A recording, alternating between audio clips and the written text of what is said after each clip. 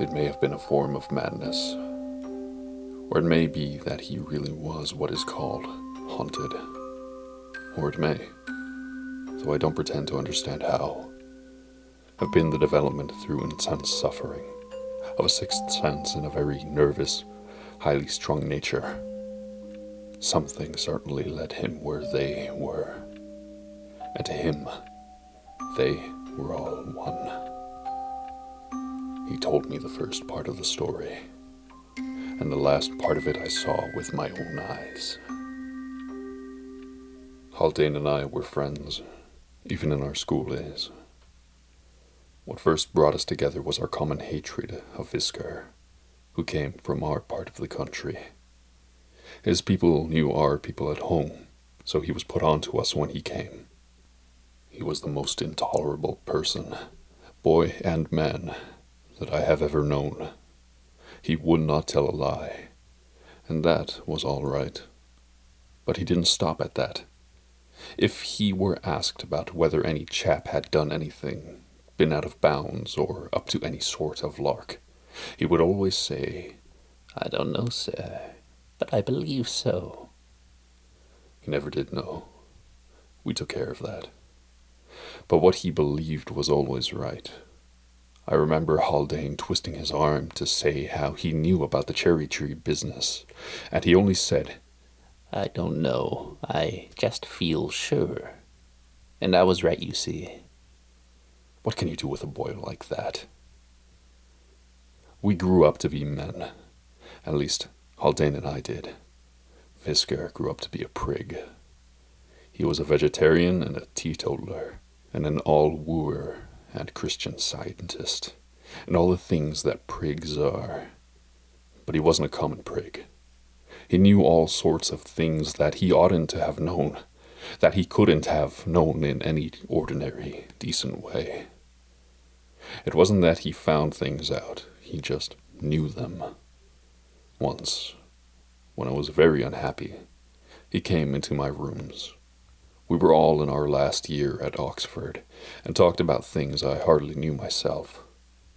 That was really why I went to India that winter. It was bad enough to be unhappy without having that beast knowing all about it. I was away over a year. Coming back, I thought a lot about how jolly it would be to see old Haldane again. If I thought about Viskar at all, I wished he was dead. But I didn't think about him much. I did want to see Haldane. He was always such a jolly chap, gay and kindly and simple, honorable, upright, and full of practical sympathies. I longed to see him, to see the smile in his jolly blue eyes, looking out from the net of wrinkles that laughing had made round them, to hear his jolly laugh, to feel the good grip of his big hand. I went straight from the docks to his chambers in Gray's Inn, and I found him cold, pale, anemic with dull eyes and a limp hand, and pale lips that smiled without mirth, and uttered a welcome without gladness. He was surrounded by a litter of disordered furniture and personal effects half-packed. Some big boxes stood corded, and there were cases of books filled and waiting for the enclosing boards to be nailed on. "Yes, I'm moving," he said. "I can't stand these rooms. There's something rum about them. Something devilish rum. I clear out tomorrow." The autumn dusk was filling the corners with shadows. "You got the furs," I said, just for something to say, for I saw the big case that held them lying corded among the others. "Furs," he said. "Oh, yes, thanks awfully. Yes, I forgot about the furs." He laughed, out of politeness, I suppose, for there was no joke about the furs. They were many and fine, the best I could get for money, and I had seen them packed and sent off when my heart was very sore. He stood looking at me and saying nothing. "Come out and have a bit of dinner," I said as cheerfully as I could. "Too busy," he answered, after the slightest possible pause and a glance around the room. "Look here, I'm awfully glad to see you. If you just slip over and order a dinner, I'd go myself. Only, well, you see how it is. I went, and when I came back, he had cleared a space near the fire, and moved his big gate table into it. We dined there by candlelight. I tried to be amusing. He, I'm sure, tried to be amused. We did not succeed, either of us, and his haggard eyes watched me all the time, save in those fleeting moments when, without turning his head, he glanced back over his shoulder into the shadows that crowded round the little lighted place where we sat. When we had dined and the man had come and taken away the dishes, I looked at Haldane very steadily, so that he stopped in a pointless anecdote and looked interrogation at me. "Well?" I said. "You're not listening," he said petulantly. "What's the matter?" "That's what you'd better tell me," I said. He was silent, gave one of those furtive glances at the shadows, and stooped to stir the fire too. I knew it, a blaze that must light every corner of the room.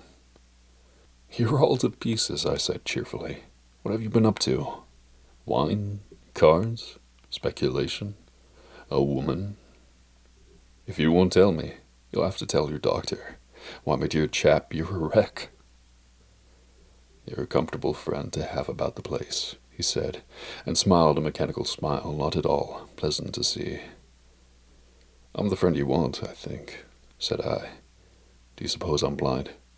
Something's gone wrong and you've taken to something, morphia, perhaps, and you've brooded over the thing you've lost all sense of proportion. Out with it, old chap. I bet you $1 it's not so bad as you think it.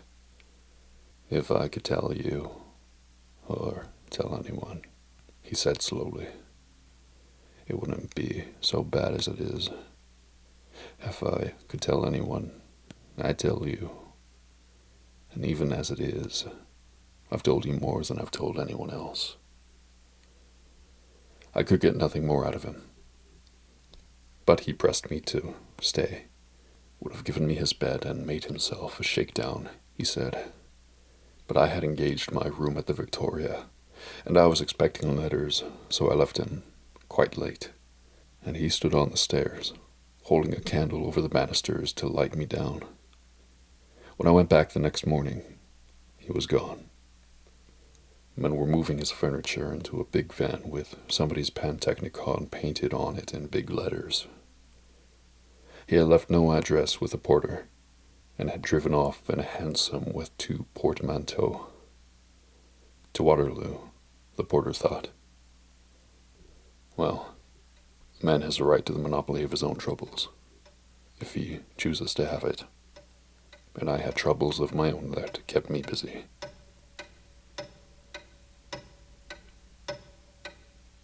It was more than a year later that I saw Haldane again. I had got rooms in the Albany by this time, and he turned up there one morning, very early indeed, before breakfast in fact. And if he looked ghastly before, he now looked almost ghostly. His face looked as though it had worn thin, like an oyster shell that has for years been cast up twice a day by the sea on a shore all pebbly. His hands were thin as birds' claws, and they trembled like hot butterflies. I welcomed him with enthusiastic cordiality, and pressed breakfast on him. This time, I decided I would ask no questions, for I saw that none were needed. He would tell me. He intended to tell me. He had come here to tell me, and for nothing else. I lit the spirit lamp. I made coffee and small talk for him, and I ate and drank and waited for him to begin. And it was like this that he began. "I am going," he said, "to kill myself. Oh, don't be alarmed. I suppose I had said or looked something. I shan't do it here or now. I shall do it when I have to, when I can't bear it any longer. And I want someone to know why. I don't want to feel that I'm the only living creature who does know. And I can trust you, can't I? I murmured, something reassuring. I should like you, if you don't mind, to give me your word that you won't tell a soul what I'm going to tell you, as long as I'm alive. Afterwards, you can tell whom you please. I gave him my word. He sat silent, looking at the fire. Then he shrugged his shoulders. It's extraordinary how difficult it is to say it, he said and smiled. The fact is, you know that beast, George Fisker? Yes, I said. I haven't seen him since I came back. Someone told me he'd gone to some island or other to preach vegetarianism to cannibals. Anyhow, he's out of the way. Bad luck to him. Yes, said Haldane. He's out of the way, but he's not preaching anything. In point of fact, he's dead. Dead was all I could think of to say. Yes, said he. It's not generally known, but he is. What did he die of? I asked, not that I cared. The bare fact was good enough for me. You know what an interfering chap he always was. Always knew everything. Heart-to-heart talks and have everything open and above board. Well, he interfered between me and someone else. Told her a pack of lies. Lies? Well, the things were true, but he made lies of them, the way he told them. You know. I did. I nodded. And she threw me over. And she died. And we weren't even friends, and I couldn't see her before. I couldn't even...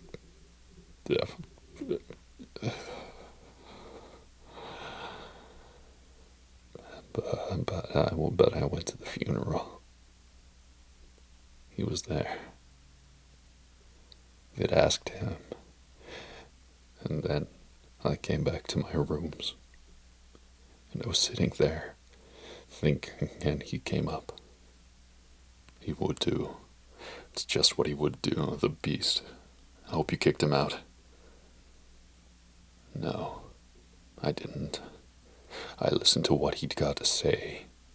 He came to say, no doubt, it was all for the best, and he hadn't known the things he told her. He'd only guessed. He guessed right. Damn him! What right had he to guess right? And he said it was all for the best because, besides that, there was madness in my family. He'd found that out too. And is there? If there is, he didn't know it. And that was why it was all for the best. So then I said, there wasn't any madness in my family before, but there is now. And I got a hold of his throat. I'm not sure whether I meant to kill him. I ought to have meant to kill him. Anyhow, I did kill him. What did you say? I had said nothing. It is not easy to think at once of the tactful and suitable thing to say when your oldest friend tells you that he's a murderer. When I could get my hands out of his throat, it was as difficult as it is to drop the handles of a galvanic battery. He fell in a lump on the hearth rug, and I saw what I'd done. How is it that murderers ever get found out? They're careless, I suppose. I found myself saying, they lose their nerve. I didn't, he said. I was never calmer. I sat down in the big chair and looked at him, and thought it all out. He was just off to the island. I knew that. He'd said goodbye to everyone. He told me that. There was no blood to get rid of, or only a touch at the corner of his slack mouth.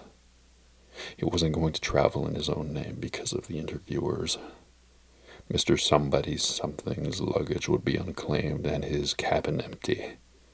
No one would guess that Mr. Somebody Something was Sir George Fisker, FRS. It was all as plain as plain. There was nothing to get rid of but the man. No weapon, no blood. And I got rid of him all right. How? He smiled cunningly. No, no, he said. That's where I draw the line. It's not that I doubt your word, but if you talked in your sleep or had a fever or anything, no. As long as you don't know where the body is, don't you see, I'm all right. Even if you could prove I've said all this, which you can't. It's only the wanderings of my poor, unhinged brain. See? I saw, and I was sorry for him. And I did not believe that he had killed Visker. He was not the sort of man who kills people. So I said, yes, old chap, I see. Now look here. Let's go away together, you and I. Travel a bit and see the world. And forget all about that beastly chap. His eyes lighted up at that. Why, he said, you understand. You don't hate me and shrink from me. I wish I'd told you before, you know, when you came and I was packing all my sticks. But it's too late now. Too late. Not a bit of it, I said. Come, we'll pack our traps and be off tonight. Out into the unknown, don't you know? That's where I'm going, he said. You wait. When you've heard what's been happening to me, you won't be so keen to go traveling about with me. But you've told me what's been happening to you, I said, and the more I thought about what he had told me, the less I believed it. No, he said, slowly. No, I've told you what happened to him. What happened to me is quite different.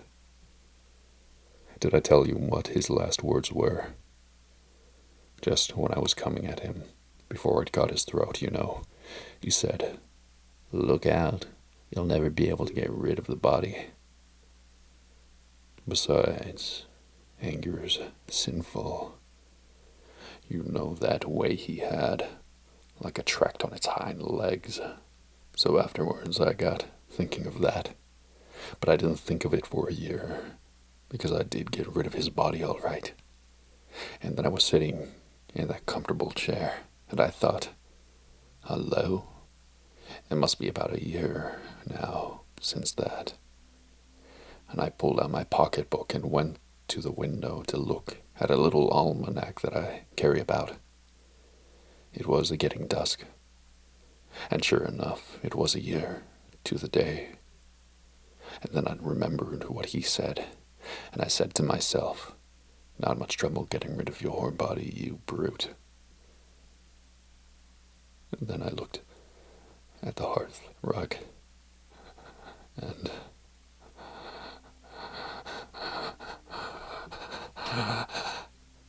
he screamed suddenly and very loud. I can't tell you now. I can't. My man opened the door.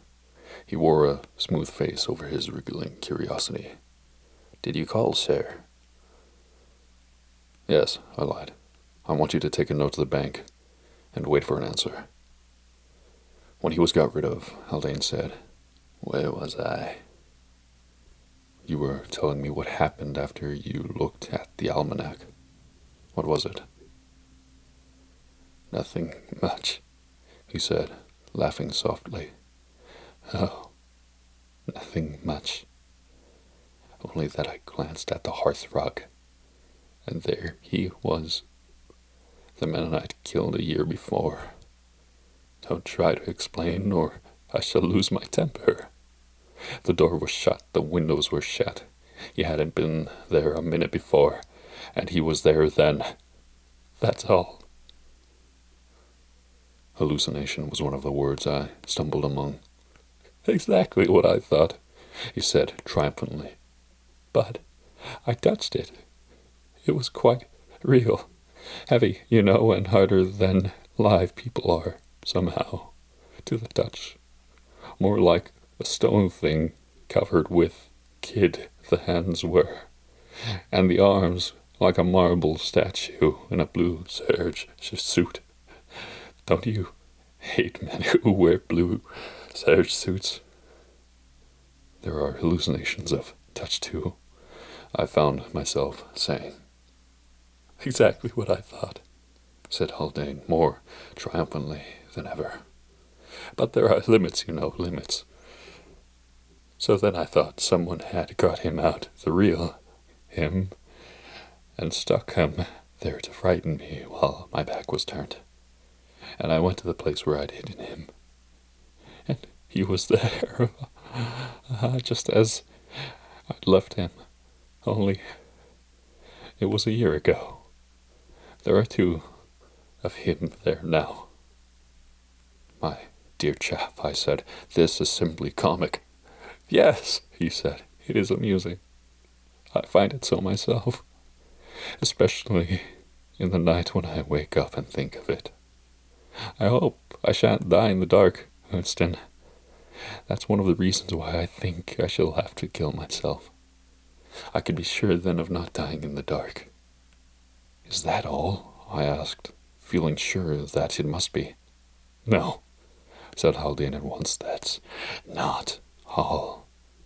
He's come back to me again, and a railway carriage it was. I'd been asleep. When I woke up, there he was lying on the seat opposite me. Looked just the same. I pitched him out on the line in Red Hill Tunnel, and if I see him again, I'm going out myself. I can't stand it. It's too much. I'd go sooner. Whatever the next world's like, there aren't things in it like that. We leave them here, in graves and boxes, and you think I'm mad. But I'm not. You can't help me. No one can help me. He knew, you see. He said I shouldn't be able to get rid of the body. I can't get rid of it. I can't. He knew. He always did know things he couldn't know. But Hal cut his game short. After all, I've got the ace of trumps, and I play it on his next trick. I give you my word of honor, Winston, that I'm not mad. My dear old man, I said, I don't think you're mad, but I do think your nerves are very much upset. Mine are a bit too. Do you know why I went to India? It was because of you and her. I couldn't stay and see it, though I wished for your happiness and all that. You know I did. When I came back, she and you. Let's see it out together, I said. You won't keep fancying things if you've got me to talk to. And I've always said you weren't half a bad old duffer.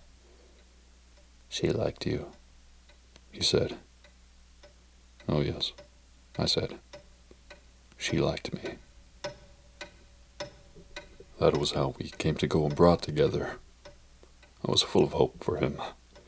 He'd always been such a splendid chap, so sane and strong. I couldn't believe that he was gone mad. Gone forever, I mean, so that he'd never come right again. Perhaps my own trouble made it easy for me to see things not quite straight. Anyway, I took him away to recover his mind's health, exactly as I should have taken him away to get strong after a fever. And the madness seemed to pass away, and in a month or two we were perfectly jolly, and I thought I had cured him. And I was very glad because of that old friendship of ours, and because she had loved him and liked me. We never spoke of Visker. I thought he had forgotten all about him. I thought I had understood how his mind, overstrained by sorrow and anger, had fixed on the man he hated, and woven a nightmare web of horror round that detestable personality. And I had got the whip hand of my own trouble. And we were as jolly as sandboys together all those months. And we came to Bruges at last in our travels, and Bruges was very full because of the exhibition. We could only get one room and one bed, So we tossed for the bed, and the one who lost the toss was to make the best of the night in the armchair, and the bedclothes we were to share equitably. We spent the evening at a café chantant and finished at a beer hall, and it was late and sleepy when we got back to the Grand Vigne. I took our key from its nail in the concierge's room, and we went up. We talked a while, I remember, of the town and the belfry, and the Venetian aspect of the canals by moonlight, and then Aldine got into bed, and I made chrysalis of myself with my share of the blankets, and fitted the tight roll into the armchair. I was not at all comfortable, but I was compensatingly tired, and I was nearly asleep when Haldane roused me up to tell me about his will. "I've left everything to you, old man," he said. "I know I can trust you to see everything." "Quite so," said I, "and if you don't mind, we'll talk about it in the morning." He tried to go on about it, and about what a friend I'd been and all that, but I shut him up and told him to go to sleep. But no, he wasn't comfortable, he said, and he'd got a thirst like a lime kiln, and he noticed that there was no water bottle in the room, and the water in the jugs like pale soup, he said. "Oh, all right," said I. "Light your candle and go get some water then, in heaven's name, and let me get to sleep." But he said, "No, you light it. I don't want to get out of bed in the dark. I might step on something, mightn't I? Or walk into something that wasn't there when I got into bed." "Rot," said I. "Walk into your grandmother." But I lit the candle all the same. He sat up in bed and looked at me, very pale, with his hair all tumbled from the pillow and his eyes blinking and shining. "That's better," he said, and then, "I say, look here. Oh, yes, I see. It's all right. Queer how they mark the sheets here. Blessed if I didn't think it was blood just for the minute." The sheet was marked, not at the corner, as sheets are marked at home, but right in the middle where it turns down with big red cross-stitching.